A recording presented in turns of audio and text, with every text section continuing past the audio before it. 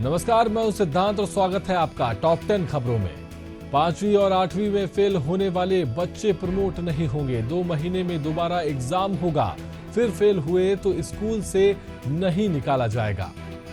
बांग्लादेश की भारत से मांग, शेख हसीना को वापस भेजे। पूर्व पीएम के खिलाफ अपहरण, देशद्रोह समेत 225 केस तख्तापलट के बाद भारत में पनाह ली।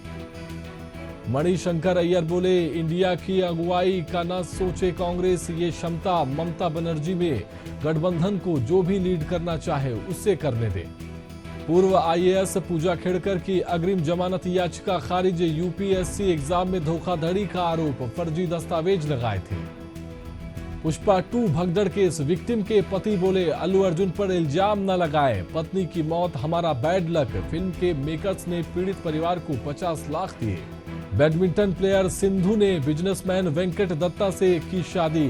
उदयपुर में 7 फेरे लिए। शादी का रिसेप्शन कल हैदराबाद में होगा। पूर्व क्रिकेटर विनोद कांबली की हालत गंभीर, ठाणे के हॉस्पिटल में भर्ती। कुछ सालों से हार्ट से जुड़ी समस्याओं से जूझ रहे हैं। यूपी के पीलीभीत में 3 खालिस्तानी आतंकियों का इनकाउंटर। पंजाब में थाने पर हमला किया था।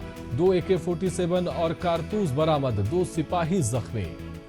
छत्तीसगढ़ इन्वेस्टर कनेक्ट को 15,184 करोड़ निवेश का मिला प्रस्ताव। सीएम साय ने नई औद्योगिक नीति और सिंगल विंडो सिस्टम पर उद्योगपतियों से की बातचीत। रायपुर में कांग्रेस का सीएम हाउस घेराव। भूपेश बोले, सनी लियोनी के नाम पर ही भ्रष्टाचार। यूथ अध्यक्ष ने कहा, गैंगस्टर के साथ बीजेपी की पार्टनरशिप।